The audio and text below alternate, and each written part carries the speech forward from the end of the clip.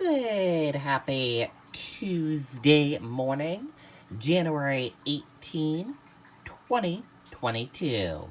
I'm Riley King, and welcome to your morning news, weather, and traffic update right here on the Riley King Radio Network. Let's get started right now. First up, we're going to begin with your news update. First up, Ocean Boulevard back open after storm causes flooding, erosion at New Hampshire coast. Let's take a listen to that video from WMUR News 9. Walmart, America's largest, is hiring. Earn up to $28 per hour plus benefits working at Walmart's distribution center. Get a $5,000 sign-on bonus, but hurry, you must be hired before January 31st. Apply today online or text DC to 240240. Walk-ins welcome. Seacoast certainly saw significant impact from the storm. Route 1A affected in areas from here in Hampton straight up through Rye. Strong onshore winds and a high tide that reached the seawall at Hampton Beach forced water, rocks, and debris into the streets, shutting down Route 1A in town. The wind gusts also caused issues on inland roads. There are a lot of wires down, there's trees down in the roadways. The tide also rose around low-lying areas, flooding property and roadways. Snowplows were used to remove debris once the waters receded, but still plenty of damage to deal with. We're seeing a lot of roadways that are pulled up. The pavement is broken up. There's a lot of houses that have suffered some significant water damage. A short trip up Ocean Boulevard found another road closure at the Rye-Northampton line. Crews worked all afternoon to repair infrastructure damage caused by the ocean surge. What we had today was a winter storm, which was predicted that the wind was coming in off the water, and while the high tide came in, it did do some significant erosion to the roadway as well as the seawall, so there was a lot of rocks and water that came across the road. A small portion of Harbor Road in Rye was also damaged. A section of narrow residential roadway collapsed, keeping crews busy. And this is the paved parking lot at Genesee Beach, covered with a few inches of sand and plenty of seaweed, an example of what was left behind by the storm. And sand still covers the sidewalk here at Hampton Beach and much of Ocean Boulevard, so the cleanup, no doubt, will continue for days.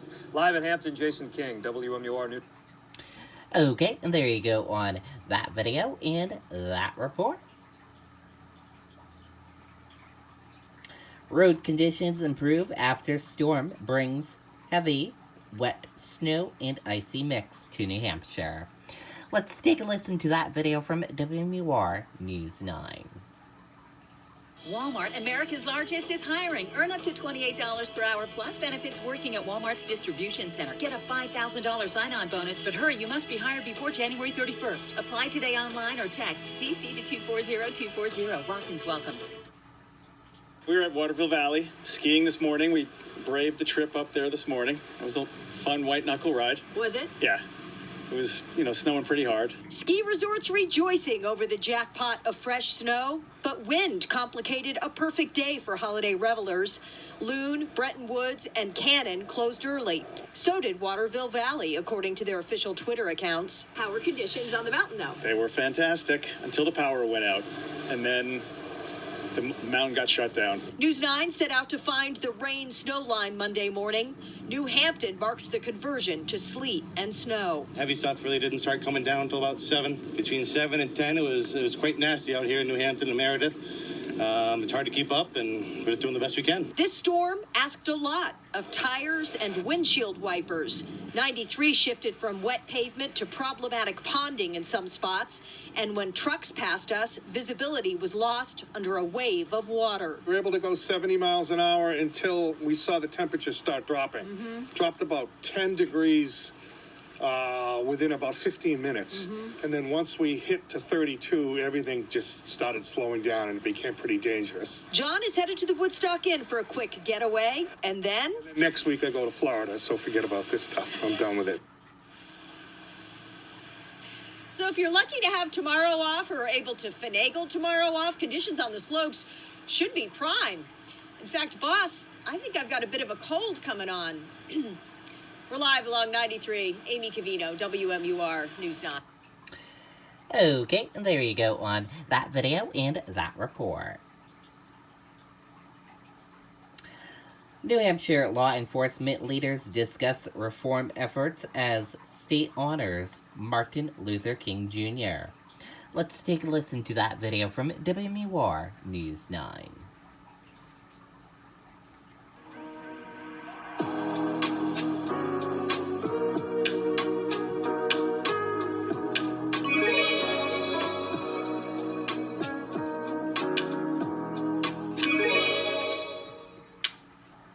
Stratford County Sheriff Mark Brave made New Hampshire history when he took office a year ago.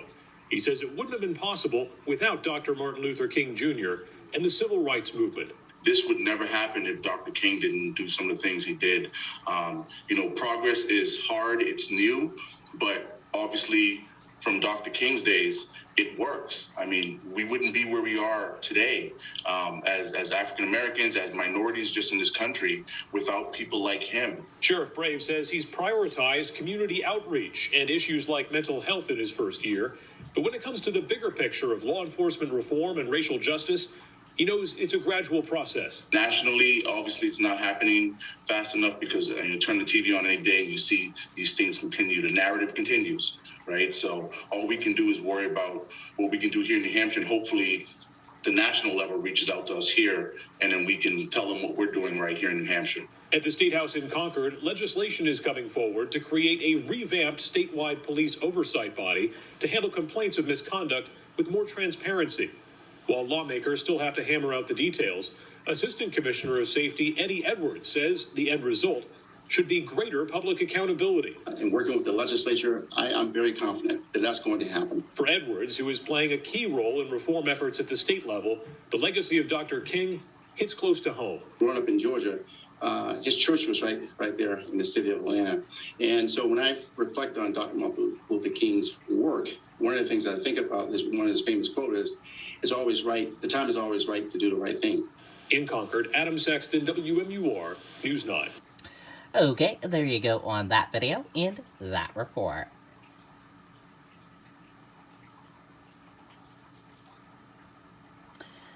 Maxwell ends fight to keep John Doe's secret. Court to decide whether names should be unleashed. Maxwell will no longer fight to keep names of 8 John Doe's secret and will leave it to the court to decide whether the names should be unsealed, according to a letter dated January 12th.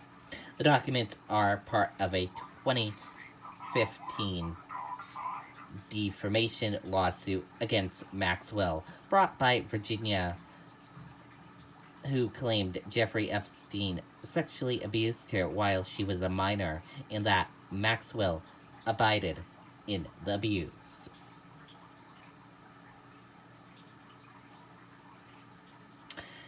Senator Shaheen among bipartisan delegations in Ukraine. Let's take a listen to that video from WMUR News 9. Welcome to the Giganet. Fidium Fiber has arrived. Say hello to better, faster fiber internet delivered right to your home. Let the people of Ukraine know that the Congress of the United States stands with them. Senator Jeanne Shaheen, one of 7 congressional leaders in Ukraine, wanting citizens there to determine their futures. We also want to make it clear to Vladimir Putin that this is the position that we in Congress have, that we are watching very closely what Russia and Putin are doing. The bipartisan delegation met with President Volodymyr Zelensky Monday. Friday, the White House said U.S. intelligence officials found Russia deployed operatives to eastern Ukraine. The Russian foreign minister calls this total disinformation. He says Russia is waiting for a guarantee NATO won't embrace Ukraine. Senator Chris Murphy from Connecticut says President Putin is worried about the territorial integrity of Russia. He believes that Ukraine or NATO or the United States presents some threat to his own territory. That's just not true. That's invented. Murphy says the U.S. increased presence in reaction to Russia's invasion. Shaheen says potential conflict could even affect us here at home. We can't allow the kind of threat that he's presenting against Ukraine and then against Europe. I mean, the question is, where does he stop?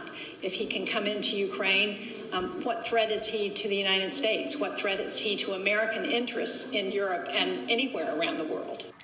And Russian troops were reported less than 200 miles from where Senator Shaheen was standing for that interview. Live in the studio, Grace Feinerman, WMUR News 9. On this Martin Luther King Jr. Day. Remember? Okay, there you go on that video and that report. And we are going to switch gears now, and let's go to your weather update. Here is meteorologist Kevin Scrippa with a full weather forecast. To be a part of the team at Caesar Chimney Service, the only prerequisite is be just a little bit crazy. We can train you. A brisk northwesterly wind today is going to make the temperatures, which will be hovering around in the teens up north today and 20s in southern New Hampshire, feel a lot colder than that. We are looking at a little bit of light snow as we work our way through Tuesday night and into Wednesday, with a system eventually approaching. And up and down temperatures continue through a good balance of this week. You'll notice a couple of snow showers out there first thing this morning. Otherwise, clouds gradually giving way to some sunshine in central and southern areas. Clouds will try to linger up north into the afternoon on that brisk wind out of the northwest. So temperatures this afternoon kind of hovering around in the teens and 20s. Wind chills will likely be sub-zero up in the North Country as we go through the afternoon, and single digits to lower teens elsewhere, with that wind gusting at times over 25 to 30 miles an hour. As that wind lightens in clear skies early this evening, we'll drop below zero up north, while we'll be in the single digits to lower teens in southern New Hampshire. Some clouds start to fill in overnight, and that will likely send temperatures up by early tomorrow morning. But it will be with a chance of a little bit of light snow for the North Country overnight tonight and tomorrow, maybe an inch or two of accumulation north of the notches. Elsewhere, temperatures up into the 30s with a southwesterly breeze on your Wednesday afternoon. Front makes its way through, and colder air is going to start filtering in behind this. As a matter of fact, temperatures will likely fall from our early morning highs on Thursday, and highs likely only in the single digits and teens with sunshine on Friday. That will also be with a breeze out of the north. There is a system we'll be watching over the weekend, but most of the maps have this passing well to our south. Could mean a couple of snow showers later in the day Saturday or Saturday night, with yet another front eventually coming through. Otherwise, the accent certainly on the colder than average temperatures here going forward, with one bump in readings for the afternoon tomorrow. Early clouds, couple of snow showers giving way to some sunshine in central and southern areas.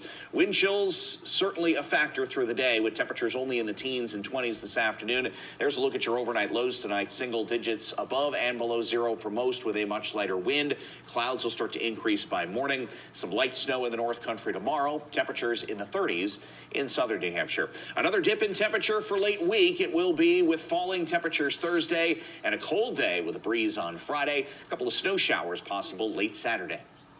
Okay, and there you go on that weather update. And now we're going to go to your traffic update right now. And taking a look at the roadways this morning. On 202 near the Henniker area, you're seeing some smooth sailing traffic with a little bit of medium traffic. On I-90, on I-89 around Hopkinton, you're seeing smooth sailing traffic. On I-93 around Bow, Pembroke, Concord, Boscawen, Canterbury, and Northfield, you got smooth sailing traffic. Kind of up near the Northfield area, there's a little bit of medium-paced traffic there, though. On 393 between Concord and Chichester, you got smooth sailing traffic. And then when you get on Route 4 near the Chichester area and Epsom area, you got smooth sailing traffic with a little bit of medium and slow-paced traffic. And continuing through Epsom, making your way towards Northwood, you got medium-paced traffic with a little bit of smooth sailing traffic and a little bit of slow-going traffic as well. And then Northwood, medium-paced traffic, and then after it breaks to smooth sailing traffic, and then a little bit of medium-paced traffic, and then when you get to the Lee traffic circle in 125 in the Lee area, you got medium and slow-paced traffic with some smooth sailing in some areas in Lee. And then continuing on Route 4 in Durham, you got smooth sailing and medium-paced traffic there. Jumping on to Route 16 around the Rochester area, you got smooth sailing traffic, and then around the Dover area, you got smooth sailing traffic with some medium-paced traffic and slow traffic. In Newington area, you got smooth sailing traffic as well. Portsmouth, you got smooth sailing traffic with some medium pace traffic. Portsmouth into Maine, smooth sailing traffic with some medium and slow pace traffic. On I-95 around Greenland, you got smooth sailing traffic. Rye, smooth sailing traffic with some medium pace traffic. In Northampton, some smooth sailing traffic with some medium pace traffic. Hampton, smooth sailing traffic with some medium pace traffic. And Seabrook, smooth sailing traffic with some spots of medium pace traffic as well into the border of Massachusetts. On 101, great ride on 101. And then on I-93 and I-293 around the Manchester and Hooksett area, you got smooth sailing traffic with some medium pace traffic spots. On 114 around Goffstown, you got medium and slow pace traffic with a little bit of smooth sailing. Around 101 around Bedford, you got medium and slow pace traffic with a little bit of smooth sailing. 101 around Amherst, you got smooth sailing with a little bit of medium pace traffic. And 101 around Milford, you got smooth sailing with some medium pace traffic. Route 3 on Merrimack, around the Merrimack area, you got smooth sailing. And then when we get into Nashua, you got some smooth sailing with medium and slow pace traffic. 101A between Nashua and Milford, you got medium and slow pace traffic with a little bit of smooth sailing. I-93 all the way towards Boston, Massachusetts, you got smooth sailing. And Route 28 all the way towards Massachusetts, you got smooth sailing as well. But in the Dairy Village area, there's some medium and slow pace traffic there. But after that, it breaks in smooth sailing and then some spots of medium pace traffic in the Salem area, making your way towards Massachusetts. And that is a look at your traffic update, and that is it for your morning news, weather, and traffic update right here on the Riley King Radio Network. Thank you for tuning in and listening. Have a great day, everyone. See you back here later on today for another news, weather, and traffic update. Goodbye.